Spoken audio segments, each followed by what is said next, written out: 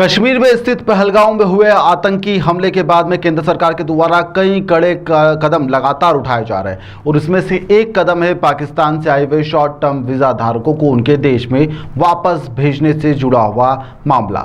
Indore police इसको लेकर active भी है। अब तक 3 व्यक्तियों को रवाना किया जा चुका है और तीनों लोग यहां पर मेडिकल के का जो टर्म वीजा था उसको लेकर यहां पर आए हुए थे। पूरे मामले में जानकारी देते हुए additional police commissioner Amit Singh के द्वारा बताया गया कि यहां पर केंद्र सरकार के द्वारा शॉर्ट टर्म वीजा लेकर आए हुए पाकिस्तानी नागरिकों को पिछले कई दिनों से जब आदेश आया था तभी से चिन्हित करना शुरू कर दिया था। पासपोर्ट विभाग से लेकर तमाम विभाग इसी काम में जुटे हुए हैं। वहीं पर 3 लोगों को चिन्हित करते हुए रवाना कर दिया गया है। वहीं पर दूसरी ओर 29 अप्रैल की आखिरी तारीख तय की गई है। जो मेडिकल वीजा पर भारत में इलाज कराने के लिए आए हैं वह 29 अप्रैल को यहां से रवाना कर दिए जाएंगे। पुलिस का कहना है कि आदेश जो आया है, इंदौर में अब तक 3 लोगों को रवाना कर दिया गया है, बल्कि कई और लोगों को जल्द ही रवाना कर दिया जाएगा। सारे लोग चिन्हित हो गए। शॉर्ट टर्म वीजा के तहत जो यहाँ आए थे उन सबको पाकिस्तान जाने के लिए रुखसत कर दिया गया। ऐसे 3 लोग इस कैटेगरी में आते थे जो शॉर्ट टर्म वीजा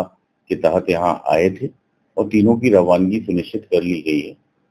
इसके अतिरिक्त मेडिकल वाली जो गाइडलाइन भारत सरकार की थी वो 29 तारीख की थी कि 29 अप्रैल को वो किसी भी कीमत पर पाकिस्तान चले जाएं और इसके मद्देनजर रखते हम लोगों ने बाकायदा जो शॉर्ट टर्म वीजा धारक लोग थे उनको चिन्हित करके जानकारी प्राप्त की थी। लेकिन इंदौर में मेडिकल रीजन से कोई भी पाकिस्तानी नहीं आया था, तो ऐसी इस कैटेगरी में कोई भी पाकिस्तानी नहीं आता है।